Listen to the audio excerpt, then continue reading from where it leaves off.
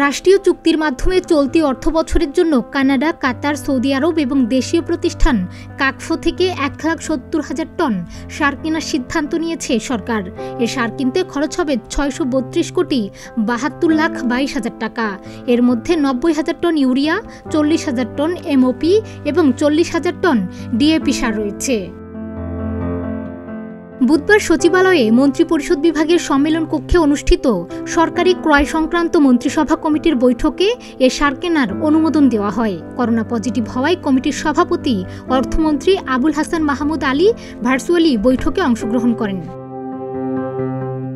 বৈঠক শেষে মন্ত্রিপরিষদ বিভাগের সমন্বয় ও সংস্কার সচিব মোহাম্মদ মাহমুদুল হোসাইন খান সাংবাদিকদের জানান, কানাডার কানাডিয়ান কমার্শিয়াল কর্পোরেশন থেকে ৪০,০০০ টন এমওপি সার আমদানির প্রস্তাব অনুমোদন দেওয়া হয়েছে। এতে ব্যয় হবে ১২৫,৪০,০০,০০০ টাকা। প্রতি টন সারের দাম পড়বে $২৮৫ যা আগে ছিল $৩২৭.৭৫ কানাডিয়ান কমার্শিয়াল কর্পোরেশন ও বাংলাদেশ কৃষি উন্নয়ন কর্পোরেশনের মধ্যে সই হওয়া চুক্তির আওতায় এই সার আমদানি করা হবে। আরেক প্রস্তাবের পরিপ্রেক্ষিতে রাষ্ট্রীয় পর্যায়ে সৌদি আরবের মা আদেন এবং বাংলাদেশ কৃষি উন্নয়ন কর্পোরেশনের মধ্যে চুক্তির আওতায় সৌদি আরবের মা আদেনের কাছ থেকে ৪০,০০০ টন ডিএপি সার আমদানি করা হবে। এতে ব্যয় হবে $২২৮,৩৬,০০,০০০ টাকা।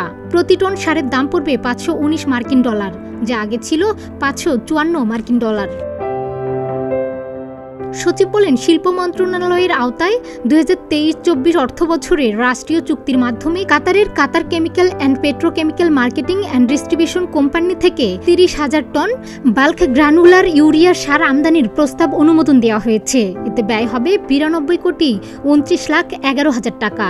প্রতি টন সারের দাম পড়বে $২৭৯.৬৭ যা আগে ছিল $২৮২.৫০ এছাড়া মন্ত্রিসভা কমিটি কর্ণফুলী ফার্টিলাইজার কোম্পানি লিমিটেডের কাছ থেকে ৩০,০০০ টন ব্যাগড গ্রানুলার ইউরিয়া সার কেনার প্রস্তাব অনুমোদন দিয়েছে। এতে ব্যয় হবে $৯৫,৫৩,৫০,০০০ টাকা। প্রতি টন সারের দাম পড়বে $২৮৯.৫০ যা আগে ছিল $৩৬৬.৩৭৫ অন্যদিকে সৌদি আরবের সাবিক এগ্রি নিউট্রিয়েন্টস কোম্পানি থেকে ৩০,০০০ টন বাল্ক গ্রানুলার ইউরিয়া সার আমদানির প্রস্তাব অনুমোদন দিয়েছে মন্ত্রিসভা কমিটি।